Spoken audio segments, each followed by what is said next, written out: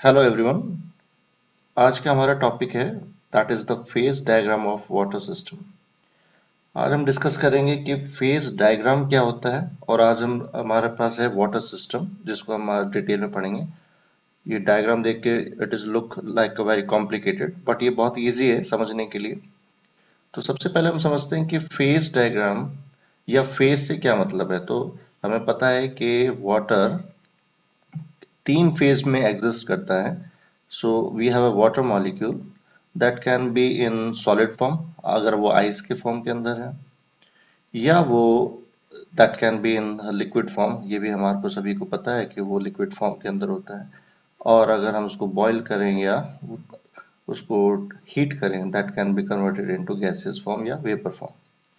तो फेज का मतलब है कि अगर इनके बीच में इक्विलिब्रियम हो, सॉलिड लिक्विड के बीच में और लिक्विड गैस के बीच के अंदर कुछ इक्विलिब्रियम सेटअप हो जाए at different temperature and pressure, या दो के बीच में या तीनों के बीच में एक पर्टिकुलर टेम्परेचर पे और प्रेशर्स के ऊपर, उसको हम क्या कहते हैं? That is the phase diagram of water system. तो यहाँ पर water can exist in three different phases, that is solid, that is liquid and the gaseous form. तो अगर हम यहाँ पर कंपोनेंट की बात करें कि यहाँ पर कितने कंपोनेंट्स हैं, तो यहाँ कंपोनेंट क्या होगा? कंपोनेंट ओनली वन, क्योंकि अगर वो आइस फॉर्म में है then again it is form of H2, liquid form में है again that is form of H2 and in gases that is again in the form of H2। तो component water system में that is only one, क्योंकि H2O represent all the forms, all the phases we can say, that is solid, liquid and the gases. So component that will be equals to 1. तो यहाँ पर component कितना हो जाएगा? 1 हो जाएगा। फेज डायग्राम के अंदर हमारे को एक और जरूरत पड़ेगी जिसे हम कहते हैं Gibbs phase rule, that is Gibbs phase rule. इसका फॉर्मूला हमें यूज करना पड़ेगा और वो क्या है? That is F is equals to C minus P plus 2। तो यहाँ पर F is the degree of freedom जो हमारे को निकालनी है, C is the component and P is the phase. तो ये हमारे को ये फॉर्मूला यूज करेंगे। तो let discuss this phase diagram of water system. तो ये हमारे पास फेज डायग्राम है वाटर सिस्टम का। तो यहाँ पर वेरियस कर्व्स हैं, कुछ एरियाज हैं और कुछ पॉइंट्स हैं जिसे हम ट्रिपल पॉइंट कहेंगे। तो सभी को हम डिस्कस करेंगे। सबसे पहले हम कर्व्स लेते हैं। तो सबसे पहले हमारा जो कर्व है that is this O A curve, इसको हम डिस्कस करते हैं। तो पहला हमारा जो कर्व है जिसको हमें डिस्कस करना है that is first, that is O A curve. Okay, so this O A curve, यहाँ पर ये जो ओ ए कर्व है ये क्या रिप्रेजेंट कर रहा है? देखो इसके ऊपर क्या है, दैट इज वाटर, एंड इसके बिलो क्या है, that is the vapour state. तो water can exist in the this liquid state, so this is the liquid state and this is the gaseous state. So OA curve हमारे को represent कर रहा है equilibrium किसके बीच में? That is in the liquid form of water and between the vapor phase, or we can say the gaseous phase. Okay, so liquid यहाँ पर water molecule liquid form में और वो इक्विलिब्रियम है उसके gaseous form के अंदर। So this curve represent the equilibrium between the liquid state and the vapor state. Now अगर हम यहाँ से पॉइंट O से स्टार्ट कर रहे हैं तो डिफरेंट टेम्परेचर पे और डिफरेंट प्रेशर के ऊपर ये इक्विलिब्रियम यहाँ पर सेट रहेगा। तो यहाँ पर अगर हम डिग्री ऑफ फ्रीडम निकालें तो that's come out to be, अगर वही गिब्स फेज रूल हम यूज कर रहे हैं तो कंपोनेंट हमारे पास क्या है, फेज कितने हैं, +2, इसी से हम डिग्री ऑफ फ्रीडम निकालेंगे। तो we have a component, obviously इसके अंदर हमारे पास एक है। फेज यहाँ पर कितने, एक लिक्विड स्टेट में है और एक वेपर स्टेट के अंदर है। सो this is the gaseous form and this is the liquid form. तो फेज हमारे पास दो हैं, तो फेज हो जाएंगे 2 +2 and that's come out to be 1। So the degree of freedom for this curve OA curve is only 1, इसे हम कहते हैं univariant, that is known as univariant curve. Okay, so univariant का मतलब है कि यहाँ पर इस पूरे कर्व के ऊपर from O to A point अगर हमारे को टेम्परेचर पता है तो प्रेशर फिक्स हो जाएगा, या अगर हमारे को प्रेशर पता है तो टेम्परेचर फिक्स हो जाएगा। फॉर एग्जाम्पल, हमें पता है कि वाटर 100 डिग्री के ऊपर बॉयल होना स्टार्ट हो जाता है, तो अगर ये 100 पे बॉयल हो रहा है तो इसका मतलब यहाँ पर ऑटोमेटिकली हमारा प्रेशर कहाँ पर फिक्स हो गया, that is at 1 atmosphere. Means इस कर्व पे हमें टेम्परेचर अगर हम वेरी कर रहे हैं तो प्रेशर फिक्स हो जाएगा, और अगर हम प्रेशर को वेरी कर रहे हैं तो टेम्परेचर फिक्स हो जाएगा। यानी हमारे को अगर टेम्परेचर पता है तो प्रेशर ऑटोमेटिकली हमारे को पता चल जाएगा, और अगर हमें प्रेशर चेंज कर रहे हैं तो हमारे को टेम्परेचर पता चल जाएगा। फॉर एग्जाम्पल, अगर मैं इसमें केवल प्रेशर को कांस्टेंट रखूं और मैं केवल यहाँ पर टेम्परेचर बढ़ा दूं, ठीक है, तो हमने अभी क्या किया है कि 1 एटमॉस्फेयर पे हमने केवल इसका टेम्परेचर को बढ़ाया। टेम्परेचर को जैसे हमने बढ़ा दिया, 100 से ऊपर कर दिया, तो यू कैन सी ये जो इक्विलिब्रियम था किसके बीच में, लिक्विड और गैस के बीच में, वो एकदम खत्म हो जाएगा, सारा किस में कन्वर्ट हो जाएगा, that is in the gaseous form. तो यहाँ पर इक्विलिब्रियम डिस्टर्ब हो जाएगा। या अगर मैं टेम्परेचर को कम करता हूँ, सपोज यहाँ पर, और प्रेशर को कांस्टेंट रख रहा हूँ यहाँ पर, you can see again equilibrium will disturb and that will convert it into all into liquid। या अगर मैं प्रेशर को इंक्रीज करूं और टेम्परेचर को कांस्टेंट रखूं, then again equilibrium will disturb. अगर मैं यहाँ पर प्रेशर बढ़ा दिया तो सारा किस में कन्वर्ट हो गया, दैट इज इन लिक्विड। या अगर मैं टेम्परेचर कांस्टेंट रख रहा हूँ और मैं प्रेशर को कम कर रहा हूँ, then that's coming to the gaseous form. तो means say this OA curve, जिसे हम वेपर प्रेशर कर्व भी कहेंगे, वहां पर हमारे को टेम्परेचर और प्रेशर, अगर टेम्परेचर हम बढ़ा रहे हैं तो प्रेशर ऑटोमेटिकली फिक्स हो गया। अगर मैं टेम्परेचर को यहां तक बढ़ा दिया तो ऑटोमेटिकली वहां पर जो प्रेशर है वो फिक्स हो जाएगा। तो that is a main thing, because it is a univariant. हम यहाँ पर एक चीज को कांस्टेंट करके दूसरे को नहीं इंक्रीज कर सकते या डिक्रीज कर सकते। उससे क्या होगा कि हमारा जो इक्विलिब्रियम है वो डिस्टर्ब हो जाएगा। Okay, so next curve we can say that is OB curve. इस कर्व के बारे में बात करते हैं हम। ये ओबी कर्व हमारे को क्या कह रहा है, इसको हम कह सकते हैं कि this is the sublimation curve. What is this, that is the sublimation curve. This is the sublimation curve. Okay, ये क्या शो कर रहा है कि देखो यहाँ इसके ओ बी कर्व के ऊपर सारा कितना सब क्या है, आइस है, और उसके नीचे क्या है, वेपर, यानी सॉलिड स्टेट है यहाँ पर, और यहाँ पर ये क्या है, gaseous state. So this is the equilibrium. O B क्या हमारे को रिप्रेजेंट कर रहा है, that represent the equilibrium between the solid and the gaseous form या वेपर स्टेट। उसी को हम कहते हैं sublimation, conversion of solid into the gaseous form, that is the sublimation. That's why OB curve that represent the sublimation curve। अब यहाँ पर भी हमारा डिग्री ऑफ फ्रीडम वही निकल के आएगा। अगेन हेयर OB में भी जो डिग्री ऑफ फ्रीडम है that's come out to be 1, क्योंकि यहाँ पर दो ही फेज है और कंपोनेंट एक होगा।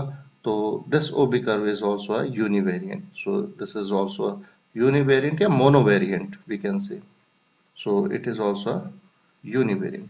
तो यहाँ पर भी हम टेम्परेचर, और अगर हमारे को टेम्परेचर पता है तो प्रेशर फिक्स हो जाएगा, अगर हम चेंज करते हैं तो टेम्परेचर फिक्स हो जाएगा। So this is also univariant curve. Now let's see the curve this OC। This OC curve is also known as the fusion curve. इसको हम कह सकते हैं कि it is a fusion curve. This is the fusion curve. यहाँ पर इस side में सारा है सॉलिड फॉर्म और इस साइड में है liquid form. So it represent the equilibrium between the solid and this water that is in the form of liquid। So it represents the equilibrium between these two, solid and the liquid. So from point O to C, अगर हम temperature for example अगर हम यहाँ पर 0 degree पे बात करें, तो हमें पता है 0 डिग्री पे जो लिक्विड स्टेट है that's turn into a solid, वो सॉलिड के अंदर यानी आइस बनना स्टार्ट हो जाती है। क्या होता है वहां पर, हमें पता है कि एक 1 एटमॉस्फेयर उस टाइम पे प्रेशर होगा। So again this OC curve, यहाँ पर भी हमारे को अगर टेम्परेचर पता है तो ऑटोमेटिकली प्रेशर फिक्स है, और अगर हमें पता है कि 1 एटमॉस्फेयर पे तो अगर वो आइस बन रहा है तो ऑब्वियसली हमें पता चल जाएगा कि वो कितने डिग्री पे है, दैट इज 0 डिग्री पे। सो दिस इज ऑल्सो यूनिवेरिएंट, क्योंकि यहाँ पर भी डिग्री ऑफ फ्रीडम क्या होगी, दैट इज 1, क्योंकि यहाँ पर भी कंपोनेंट 1 है, फेज 2 है हमारे पास, तो again it is a univariant. So this is also a univariant. Now if suppose अगर हम टेम्परेचर को बढ़ा रहे हैं फ्रॉम पॉइंट ओ से लेकर हम उसको कंटिन्यूस इंक्रीज करते जा रहे हैं और यहाँ पर पॉइंट ए पे आ गए, लेकिन हम उसको फिर भी हम उसको टेम्परेचर इससे ऊपर बढ़ा रहे हैं, तो ये जो पॉइंट ए है इसको हम कहेंगे क्रिटिकल पॉइंट या क्रिटिकल टेम्परेचर। सो ये क्रिटिकल पॉइंट है हमारा, this is known as critical point, और ये ऐसा पॉइंट है कि जिससे ऊपर अगर हम यहाँ जा रहे हैं, इससे ऊपर अगर हम चले गए, यानी क्रिटिकल पॉइंट वाटर का कितने पे है, that is at 374 degree Celsius, और उस टाइम एटमॉस्फेरिक प्रेशर कितना होना चाहिए, दैट इज 218 एटमॉस्फेरिक प्रेशर। अगर हम इससे ऊपर निकल जाते हैं तो यहाँ पर सारा का सारा जो लिक्विड है that is converted into the vapour state, तो यहाँ पर इक्विलिब्रियम सारा डिस्टर्ब हो जाएगा, और इसके ऊपर क्रिटिकल पॉइंट के ऊपर वहां पर लिक्विड नेग्लिजिबल होगा, सारा जो लिक्विड है that is converted into the gaseous or we can say the vapor state. So all these are about the various curves. अब हम बात करते हैं एरियाज की। तो सबसे पहले हम एरिया लेते हैं, दैट इज हमारे पास यहाँ पर 3 डिफरेंट एरियाज हैं, we can say A O B. यहाँ से ए ओ बी यानी ये सारा ये जो नीचे वाला पोर्शन है वो किसको रिप्रेजेंट कर रहा है, सारे वेपर स्टेट को रिप्रेजेंट कर रहा है। दूसरा कर्व है दैट इज बी ओ सी, ये पूरा सॉलिड फॉर्म को यानी आइस फॉर्म को रिप्रेजेंट करेगा, और एक कर्व है that is A O C that represent all the liquid form. Okay, now we can also calculate the degree of freedom all of these curves। तो degree of freedom यहाँ अगर हम निकालें, तो अगर हम यहाँ पर डिग्री ऑफ फ्रीडम निकालें, for example if we take the area B O C, तो इस पूरे एरिया में डिग्री ऑफ फ्रीडम हम निकालेंगे, तो डिग्री ऑफ फ्रीडम कंपोनेंट क्या होगा, एक होगा। अब यहाँ पर फेज तो सारा एक है क्योंकि सारा सॉलिड में है, तो फेज कितने हो जाएंगे, only the one phase is there, +2, तो डिग्री ऑफ फ्रीडम क्या हो जाएगी, that will be come out to be 2, that is bivariant, so it is a bivariant।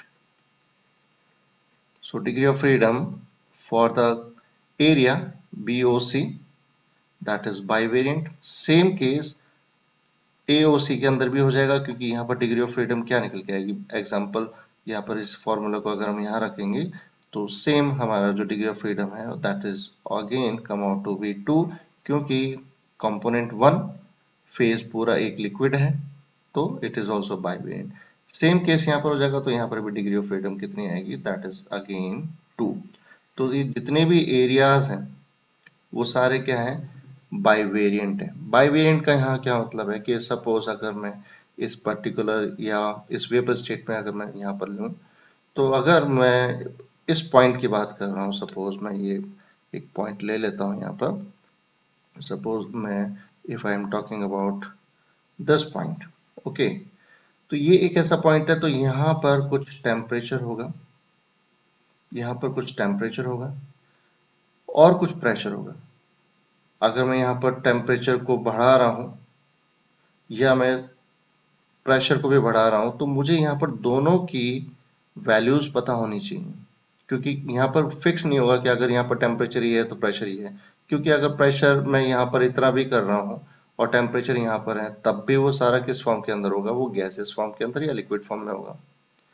अगर मैं टेम्परेचर को और बढ़ा देता हूँ तब भी मुझे प्रेशर के बारे में पता नहीं चलेगा कि वो, क्योंकि प्रेशर यहाँ पर भी अगर प्रेशर हम मेरे पास है, यहाँ पर भी अगर मेरे पास प्रेशर यहाँ पर है, अगर मैं इस पॉइंट की बात करूँ इस प्रेशर पे या इस प्रेशर पे बात करूँ, तो यहाँ पर टेम्परेचर अलग होगा, यहाँ पर टेम्परेचर अलग होगा, तो यहाँ पर सारे जगह प्रेशर भी अलग होगा। तो मुझे इन सभी के अंदर, इन एरियाज में मुझे प्रेशर और टेम्परेचर की परफेक्ट वैल्यू पता होनी चाहिए, तभी मैं उस पॉइंट को डिटेक्ट कर सकता हूँ। तो दैट्स वाई यहाँ पर जो डिग्री ऑफ फ्रीडम है दैट इज 2, यानी बाईवेरिएंट है। तो इसमें मुझे टेम्परेचर और प्रेशर वो मुझे पता होना चाहिए।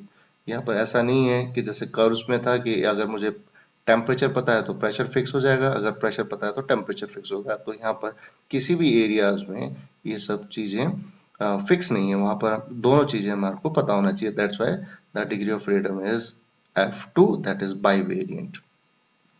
अब मेन पॉइंट आता है हमारा point, that is point O।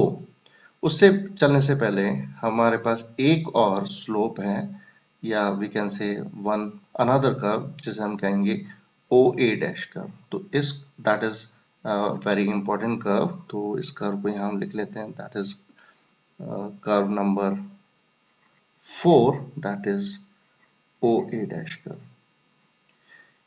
Okay, so this is known as metastable curve. This is known as metastable curve. Metastable curve.